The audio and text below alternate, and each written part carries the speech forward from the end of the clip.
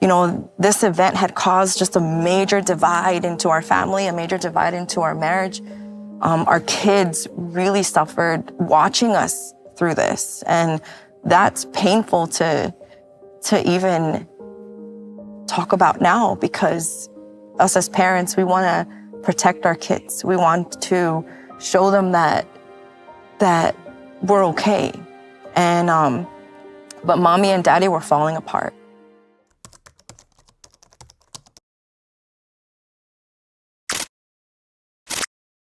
We're the Howards. I'm Zen. I'm Julius. We wanted to share our story today, primarily just to highlight all of God's goodness in our lives. I mean, we've been together. We were college sweethearts. We've been together about 18 years, married for 14. And half of those were the toughest 7 years of our lives. We came to Kingsway pretty broken, and growing up in different homes, having different backgrounds, family dynamics was really difficult to be able to bring together and try to create a family. I grew up in a broken home. My parents lived in two separate households. I've endured a lot of pain. I've seen, a lot of different things happen, both good and bad. But most of all, I have seen, God's goodness in my life. I've seen him, protect me from a lot of different things. I've seen God just, see me through. And still to this day, I still see his goodness. We went into a difficult time in our marriage early on. I would say year 7 was like our breaking point. And the Lord really guided us to Kingsway. And I believe that he began our healing journey at that time. We were in Kingsway for about 5 years, just feeling so much of God's goodness, restoration in our relationship, our kids, our family, just finally being able to feel like we found a church home that God lives in, that his presence is here with us, that he graces us with his presence on Sundays, that our kids are growing in their faith, that we were able to finally grow in our faith. And we decided to just be able to stay here and grow. And during that time, I would say about year 5, being here at Kingsway, we were led to begin attending a prayer group.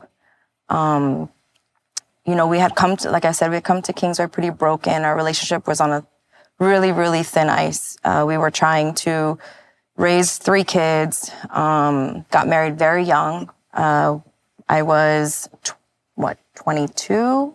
Yes. And you were? 25. 24, turning 25. And so it was difficult. We were so young, didn't realize the commitment of marriage, didn't realize just the expectations that we actually had put on each other. And mind you, carrying pain from childhood and carrying all the things that we were exposed to as kids, and never really having an opportunity to deal with those hurts. And then now coming together with his past and then my past. I dealt with a lot of insecurities growing up. My mother loved me, but in her way. And sometimes in the Hispanic home, that isn't always a hug and a kiss. That's a lot of tough love.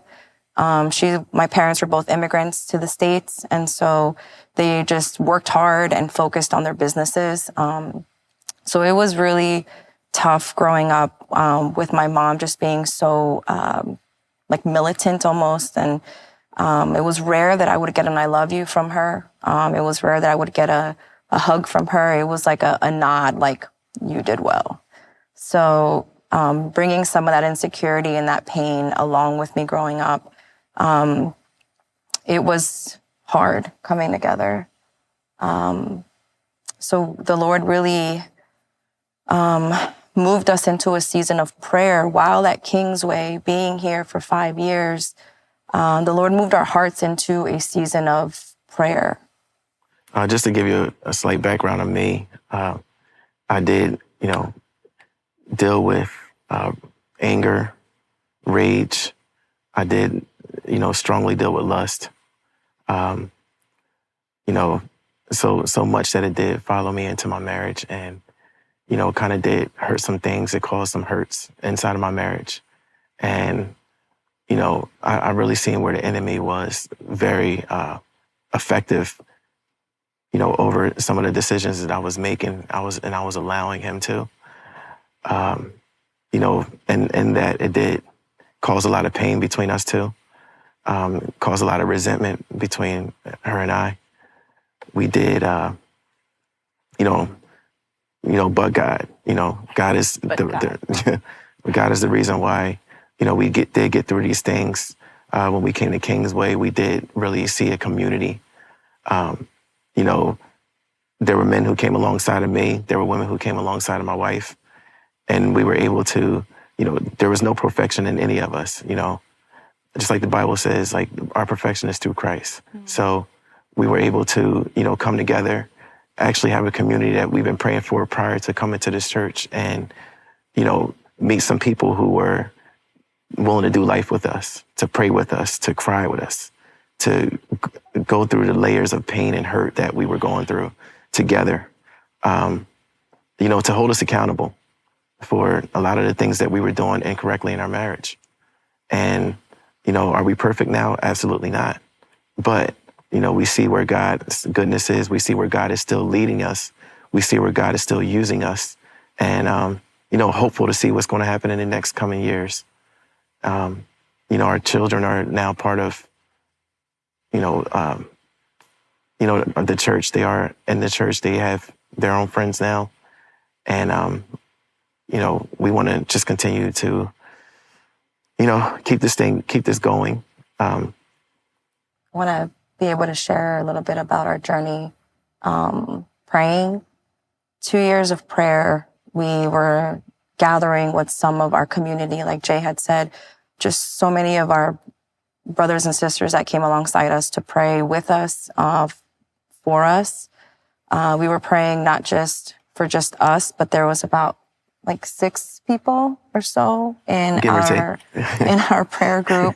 We would meet pretty regularly. I would say we went from like once a month to maybe like once every couple weeks. And then the desire to just come together grew.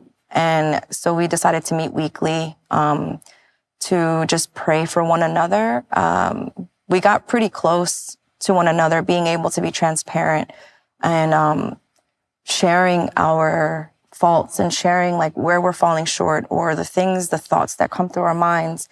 I was able to share a lot of my insecurity, and I feel like God was so gracious to be able to start peeling off those layers of hurt that I had been carrying for so long. And so when we began to gather and we began to pray for one another, I remember I had experienced a touch of God that was unlike any other touch that I've ever felt. And he began to really speak truth into who I was, giving me security, giving me love, giving me a love for myself. Because of all the hurt that I carried with my mom, I felt so unnurtured by her, and I felt very like I had to do something to make her proud. I had to always do something to make her feel like I deserved to be loved by her. And also just being able to just get that love from someone. And I expected it from my husband, right? Those are the expectations that I feel like some of us bring into our marriages. And God, during one of our prayer sessions, he used somebody that was so close to my heart. And it was his sister that she placed her hand over me. She felt led to pray over me that evening. And we were on the floor in our living room, sitting on the floor, and she just like crawled over to me and just placed her hands over me. And the Lord just used her in such a mighty way, to speak truth into my life and to just pray God's spirit over me. And at that moment, I just began to feel some uprooting happening in my belly. I just felt like this, I don't know how to say it, just some fire? heat. Yes, some like heat that just kind of began to come up, and I just began to, I felt like I had to throw up. And I was, never really experienced that before. And I didn't realize that I had anything that I still had been carrying that was kind of deep rooted. And so I used to tell you. Yeah, well, the love of God really came into my heart during that prayer season in a new way. I was filled with a lot of love. I was filled with a lot of patience for myself and grace, things that that we need for ourselves as well. And God wants to show us that it's not just for everyone else; it's for us too. And that day, I remember looking at myself in the mirror after prayer had ended, and I did not look at myself like I did before. I looked at myself, bless you. Thank you. I looked at myself like God did, I feel like. I didn't hate myself. I didn't criticize myself. I didn't come down on myself. I didn't feel like I wasn't enough anymore. I felt freedom for the first time during my walk with the Lord. True freedom from that, from feeling insecure, from self-hate. Yeah. So also, with that, God was definitely doing something in our marriage. It was kind of like as my wife was being free from things, so was I. And during this journey of prayer, I was in my bedroom, and it had to be wee hours in the morning. And my wife and I, we were in the middle of having a discussion. And during that discussion, I felt so angry. I got so upset, and I felt like it was God kind of allowing me to see how upset and how angry I was and how full of rage I was. And these are the things that were underlying that I had no idea was there. So during that time, I feel like the Spirit led my wife to hold her hands over me and start praying. And as she prayed, I just felt like it's an unexplainable feeling, but I felt just like this tug, and it was a very strong tug. And I just started, just weeping and like yelling at the top of my lungs, and my bed was shaking. And I feel like there was just, healing from just that anger, that rage that I dealt with since I was a child. And I'm very thankful to God for that He was able to, remove that, because I had no idea it was there. But, it's not what we see, it's what we don't see. Mm. So, I'm very thankful for that. And just, I do want to encourage everyone who's listening that the same God that has done this for us can do this for you. Mm. He loves us all. He's always looking to just cultivate a relationship with us as his people, as his sons and daughters. And, we're not anybody special. Like, we're just average people. But thank God for his redemption upon our lives. Mm. Thank you for loving us through our sin, Lord. And thank you for just, keeping us, because, there's a lot of people that I've known, that I've grew up with, who have passed in the middle of their sin. And we don't know what happened on the other side. We don't know, I don't understand what happened, but I do know that God is still good. So, there was a time during our prayer season. So my experience with the Lord came pretty early on during our prayer journey. I would say maybe 2 months into our prayer journey is when I was able to receive some healing from feeling insecure and all of those things that I had battled with as a child. So we had actually moved into praying for others, and God gave us the honor of coming alongside our brothers and sisters within our prayer group and praying for them and watching each and every one of them receive from God, receive deliverance, or receive just healing, receive freedom, receive his love, receive forgiveness, receive just all these wonderful things that God had for them and for us as a group and as his people. So many times that the glory of God fell over our group, and we couldn't, like, there's just no words to explain God's goodness and the way he just showers us with his love, and we don't deserve it. But he did it. Every time that we got together, God just showed up in a mighty way. And so I remember we went about 1.5 years praying with our prayer group. The group got a little bit bigger as we went on. A couple more members would come into the group. And they were there, and just more people were coming and receiving from God.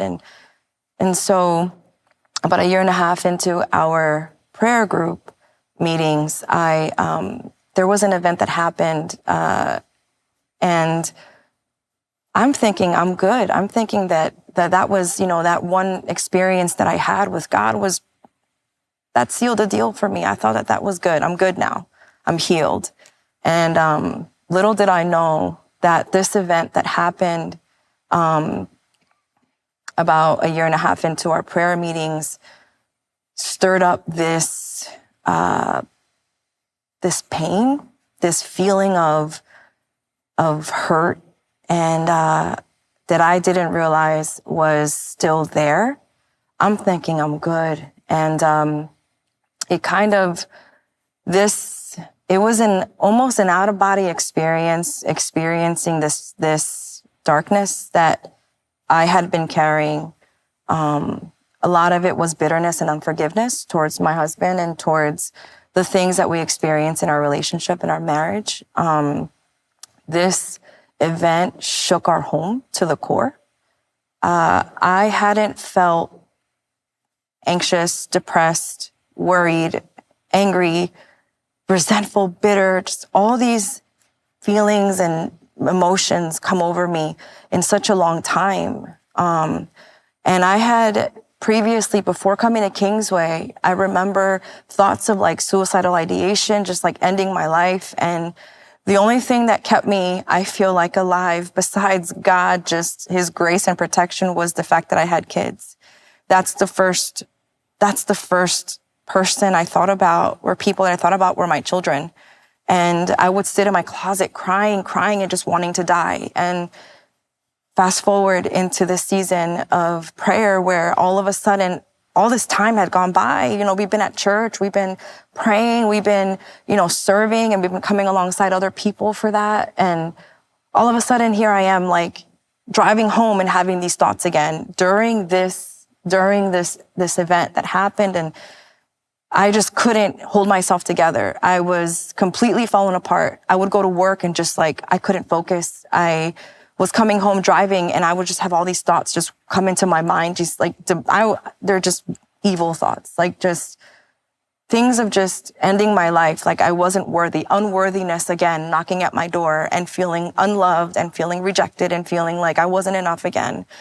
And I just felt so lost in that. And, I remember coming home one day, and I was so shooken up. I was like, I need prayer. I don't know what to do. And during that time, we were at odds. We weren't, getting along. There was a lot of tension, and there was just disagreement. There was, this event had caused just a major divide into our family, a major divide into our marriage. Our kids really suffered watching us through this. And that's painful to even talk about now, because us as parents, we want to protect our kids. We want to show them that we're okay. And, but mommy and daddy were falling apart. And during that time, I remember going to the prayer group and requesting prayer. And all that I could feel were people coming around me. And mind you, I'm still having these thoughts. And the only thing I could think about was I need prayer. Like, I don't know where to go with this. And so during that, I remember sitting in a chair. We called it the hot seat. That was our name for the chair that sat right in the middle of the room. And everyone surrounded me because I was frantic. I had lost it. I felt like I was just had a whole breakdown. And I remember everyone placing their hands over me and just praying for me. And I felt just a coolness of God, just a presence over me. But I just had this deep-rooted pain, just like this wail that just came from like the deepest part of like my chest. Just this cry out for God for help. And the only thing I felt during that time, I would say, was that coolness that felt over my chest.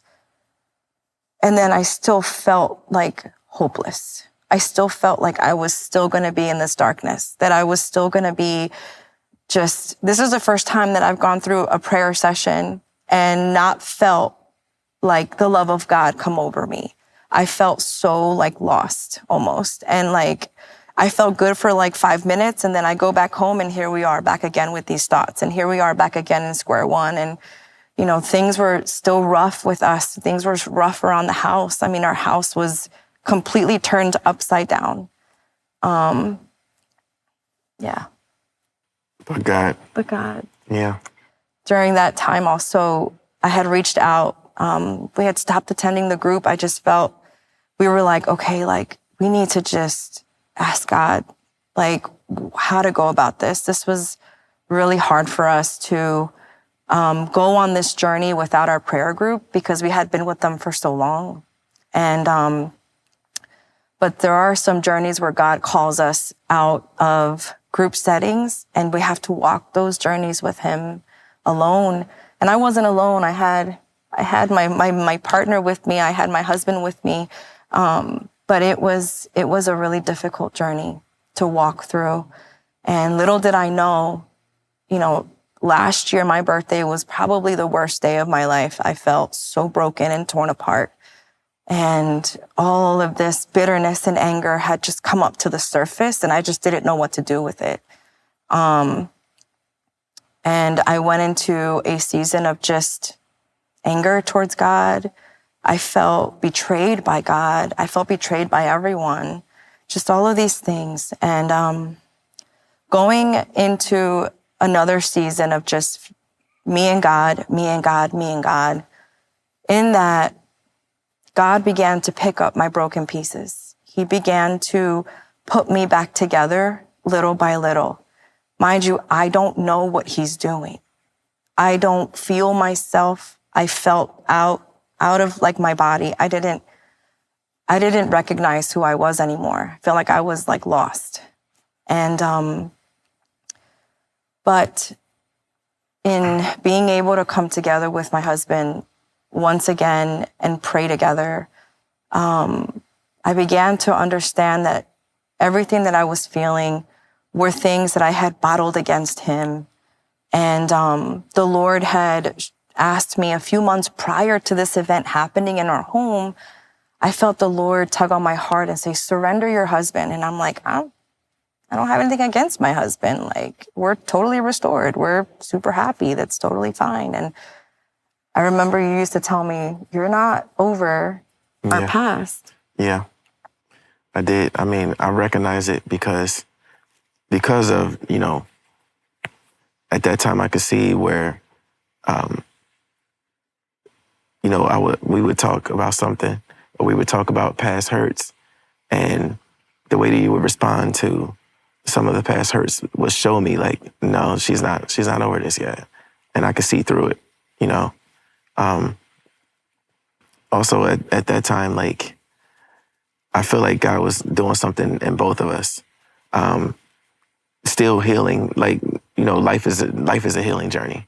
You know, life is a healing journey, and it's like it never stops. You know, sanctification doesn't stop until we're gone. You know, until we pass on to the next life. And I did want to say that, you know, as you were going through the story, it kind of took me back to some of the hurt and some of the pain that not like that I was dealing with that I brought into our marriage, you know, from childhood up, and just feeling like unwanted, you know, feeling rejected. And that just intertwined with the anger and feeling pushed away, you know. So whenever, you know, and I used to always think that I could go to you to fulfill those things. Like, okay, well, if I'm married, my wife is supposed to make me feel not rejected and not pushed away.